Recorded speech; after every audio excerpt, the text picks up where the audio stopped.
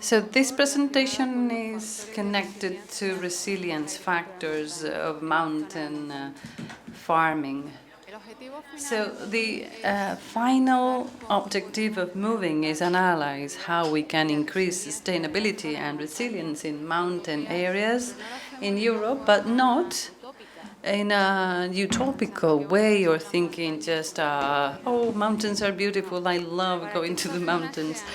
For these areas to be resilient and sustainable, we need people there, people with a job, with income, and for that, what better way than to use value chains? The project started in September 2020 and is about to finish in August this year.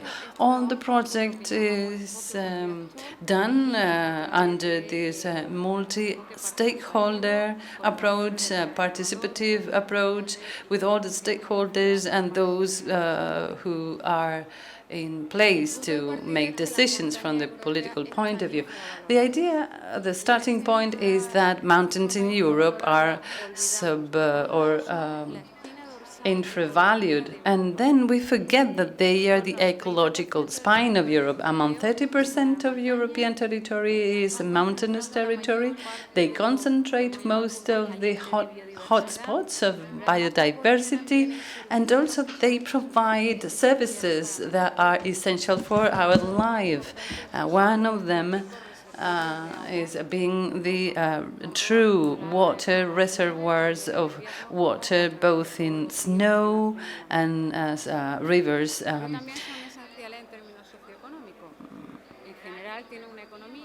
Being born in the mountains, but also they are essential in socio-economic terms, because there's a big amount of economy based on the natural resources.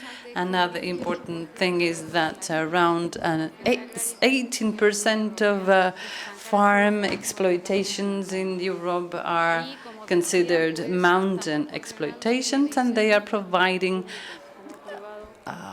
goods and services that are essential, both private and public, food, water, energy, landscape, biodiversity, culture, and traditions. So they are very important territories that are not given enough value.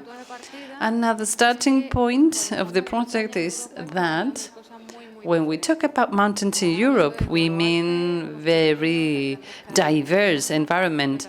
The Alps, also islands like Corse or Crete, then also other areas that are not identified as mountainous areas, such as Sierra Morena or subaquetic mountain ranges.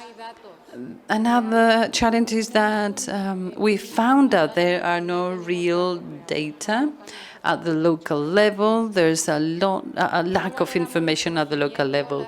We're not valuing knowledge and perceptions and expectations by local populations. We tend to think, we who live in the city and in the universities, we think that we know all about them.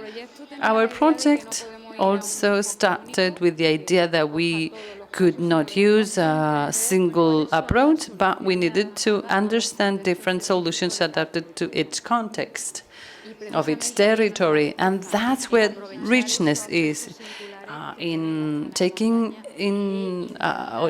up or the harnessing every context. And one of the goals is to say to the European Union what the policies are for mountainous areas, what the roadmap is for the creation of a resilient, sustainable mountainous area. As Gianni said, we've analyzed 23 areas.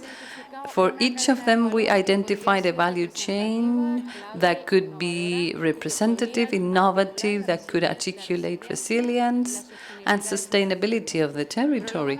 Then we realized that with just one single value chain, we could not encompass all, because there are many value chains that are really supporting each other. So with this approach, Well, moving is a research project, so one of the things we did, I am sorry because of these slides are directly in English, so I apologize for the Spanish attendees, but we needed to understand how value chains are inserted into the context.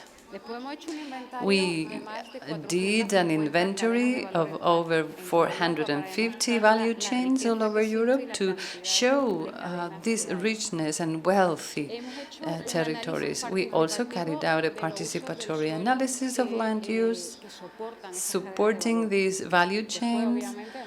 Then, of course, we did an in-depth analysis of each value chain and a cross-comparison and benchmarking. And last but not least, we carried out a scenario analysis for 2050. What do we need to do in order for the most desired scenario to become a reality? So we saw into the future potential, with the main goal of creating a policy analysis and a roadmap with a participatory approach in our practices community.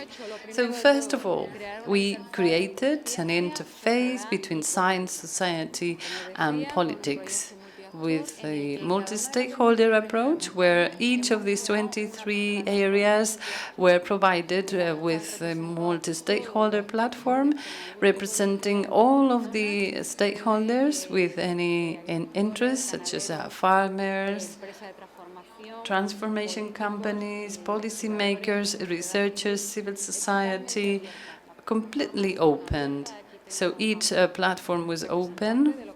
Here we have some representatives from the high latitude vineyard sector. And we wanted to share and exchange all the knowledge, working with all the stakeholders, not just for the stakeholders. Apart from these 23 platforms at the local level, we created one a multi-stakeholder platform at the local level. It was really important for us to work with the young people, the youth. We involved over 1,000 European stakeholders, around 100 members in this European level multi-stakeholder platform, and over 500 young participants. We set up this analytical conceptual framework, integrating all the value chains within the analysis of the mountain as a socio-ecological setup. This was another interesting analysis. We analyzed vulnerability in the use of soil and of natural resources. So we established a ranking of vulnerability drivers for each region, most of them related to climate change and depopulation and demographic challenges. We analyzed these value chains, and we now are able to say that these value chains contribute to sustainability and resilience.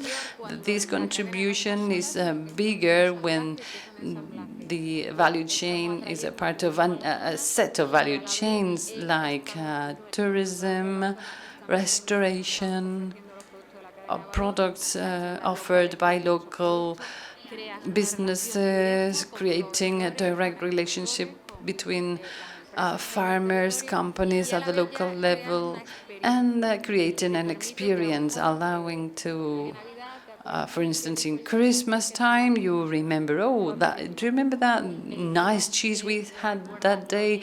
I will buy it now. Or a wine that I tasted when I was in the Huesca area. We also saw how there is grouping up, or no, how to say this? Many big companies are using this idea of local products and use this idea as a commercial argument, like Gianni said, wine, big companies that are producing in high mountain areas, but then the value does not remain in the area, but is taken somewhere else, and it's not really contributing to the richness and development of the territory. We also saw there are many value chains putting in place improvement strategies and innovation strategies, and it is important to be based on local value, local knowledge and social learning processes. And finally, value chains really contribute with social value to the areas, because the existence itself of these value chains really retain population in the areas. So they really have a social component. And last but not least, these value chains connect the mountain areas with the plain and the rest of the world, because many of their products are being commercialized, sold, and consumed overseas or somewhere else. And we also created 5 clusters based on 5 specific opportunities for demographic and social aspects: innovation and infrastructure, territoriality, cooperation and governance, nature and ecosystem services, and value and quality products. We carried out 22 scenario analysis. So in 22 mountainous regions, we created 4 scenarios for possible scenarios, more positive or more negative, all of them with participatory approach to imagine a future by 2050 and to implement strategies to reach this scenario. We also analyzed the scenarios for the 5 clusters and also at the European level. And the last objective was to analyze policies. We are about to close up the policies roadmap, identifying 5 key pillars with the main policies strategies. We will also be introducing a policy toolkit. Everything will be ready by August this year. Then after all this, then what? What all these 4 years of efforts were useful for? Well, the first result is that we were able to understand better resilience in areas of mountains. We saw how they are more vulnerable than the plain areas because of climatological and demographic factors. The effects of climate change or impact of climate change are harshly felt because of the extreme events in the mountains, but also can be positive, as we have seen right now, like farming at high latitudes, territories that were not used as soil for crops are now being used as crop areas. Then we saw a lack of population, lack of labor, and making these territories attractive. How can we increase or improve all this? Well, I believe that the best idea would be to understand how to start. Mountain areas are unique. They play an important role, both from the environmental point of view and socio-economical point of view. So we need, as consumers, as citizens, to understand that we want those mountainous areas. We want them alive. And for them to be alive and taken care for, because when territory is abandoned, climatological risks are really, or the hazards are more likely to happen, and we need to be ready to understand that they offer a unique product, and we need to pay a higher price, maybe 20–30% higher, and acknowledge that we not just buy a product, we also buy land, we buy health, we buy quality, and we are buying the idea that these mountainous areas is kept alive. There is something I'm not really sure how to translate it into Spanish. There's this optional quality of optional mountain quality term that is not existing in Spain, but it is in Romania, France, and Italy. Why have we not developed this term, this new term in Spain? It is a pity that we cannot label a product as a mountainous or mountain product. That would be an incentive for consumers that value mountains to buy these products. We also need decisions at the political level and also at the consumer's level. Now, producers should also understand that if they participate in a quality system, and I'm not about a certification system, normally these products show better quality because they were harder to produce, there's less volume of them, many times they are not very profitable,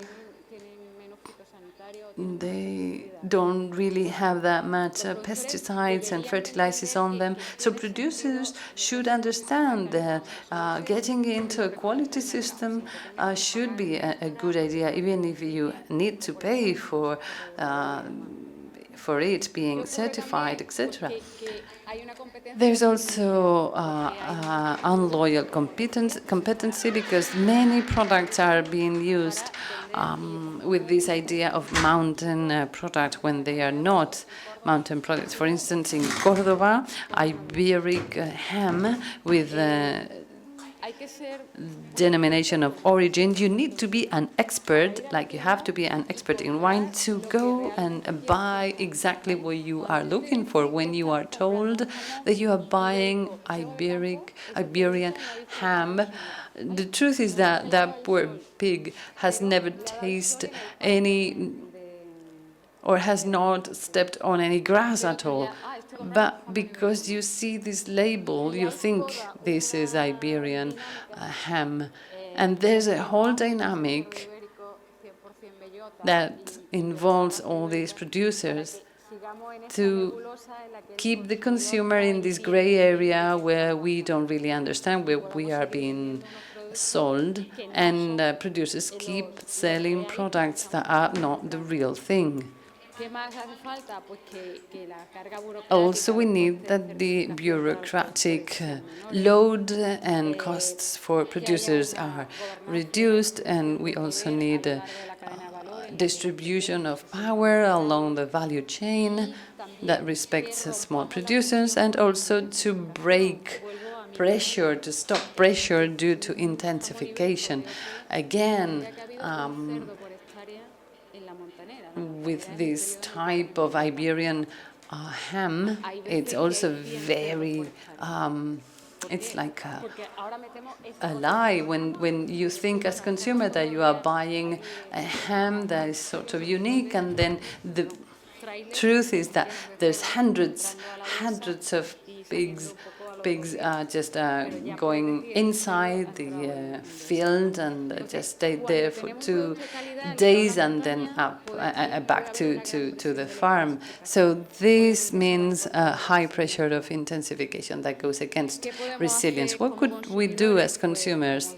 As I said, we should value quality, good quality goods and products and services, understand that it is harder to produce them, the amount of products must be necessarily smaller, also critical mass is also smaller. So when we buy one of these products, we need to understand what the impact of our purchase is. But we also need regulation or a label saying this, or certifying that that cheese or that ham is a real mountain product, or olive oil from the produced in the mountain. So we need that everything is more transparent, And we as consumers should be able to acknowledge and to be ready or willing to pay a higher price. We need to understand that sustainability means going to the area where it is being produced. Well, of course, if you go to a big store or El Corte Inglés, for instance, that's easy. But the best idea is to go to the area, to the local area, to value that area. You eat local products, you buy local products, and then you go back to your town and you decide, yes, I want to still to keep on buying these products. And then when you see a bottle of olive oil in the supermarket, and even if it's more expensive, you are willing to pay for that because you connect that to your experience, to a very positive experience you had when you were in that area. So what do we do in order to increase this resilience? We need to work on all these aspects, both local authorities, support services, research, civil society. We must understand all that mountain territories are important for us, keep developing in a continuous way with a participatory approach and dynamic approach of the quality standards, and combine different quality schemes such as denomination of origin, etc. That policies allow for interaction of territorial regulation mechanisms. So the different entities such as natural parks, etc., should be integrated and get out of this silo schedule or mindset to reduce bureaucratic load, find or look for innovative methodologies such as collective certifications or participative or group certifications, so that all the members of the group really promise to produce their products in a high quality way, and to have real good communication campaigns to understand the value of those products. What do we say to politicians and policymakers? That we need support, legal frameworks, supporting producers, then talk about the different funds, financing funds, but they are not well known. If you are a part of one of these funds, you cannot be, or you think you cannot be in another of these funds, because we need to have local strategies well supported and financed. We also need to understand what the production areas are. We need to define strictly, rigorously, the areas of production so that we are able to be competitive. We believe we need to create synergies between the different territorial labels, also that the bureaucratic load should be less hard on producers, so that they don't need a lot of services such as experts helping them out. We also require institutional support and funds for continuous participatory development, and that standards are revised. Standards that should help finance campaigns of promotion. It is important not to design these campaigns for big companies or big wineries, but for small local producers. And what, just to finish, we only have 2 months to finish up this moving project, so our legacy should be to make people understand what the territorial diversity is of mountains for Europe. We need to understand that this project has listened to and amplified the voices of over 1,000 stakeholders in very diverse countries and regions, not just the European Union, but Switzerland, Serbia, Turkey, etc. Then another interesting thing that we did, we normally, as scientists, we validate local knowledge. In this case, it was the other way around. We went to the local areas and we said, this is what science says. What would you validate from this? So we inverted the way we work. And knowledge that we now are going to live is exactly what the local workers and producers think and what really happens in their territories. We worked in a combination of all short and long-term perspectives, so we understand what's happening now, we could understand what's going to happen in the future, and let's try to design a scenario for the future. And apart from studying case by case, we obtained specific results for the 23 regions. We need more information and knowledge and data. We need to change the statistical and data collection systems. We need, for these territories, multi-level support from different European public, national, regional, local level administrations, and we need to know how in Europe mountainous area is defined. Well, it is understood as an area with specific constraints. Let's stop naming these territories with this negative language. They are not natural constraints, no. They are special areas, special, fantastic areas. So let's understand them this way. And let's stop giving them like small compensation for these, so to say, natural constraints, because the services and products they provide are essential.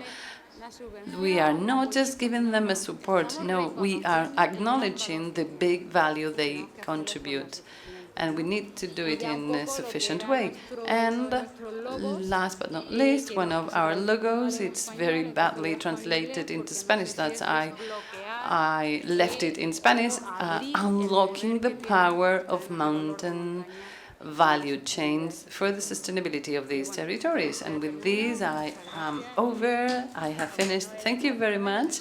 Even if it was not just about wines, I hope you understood the value of value chains in mountain areas.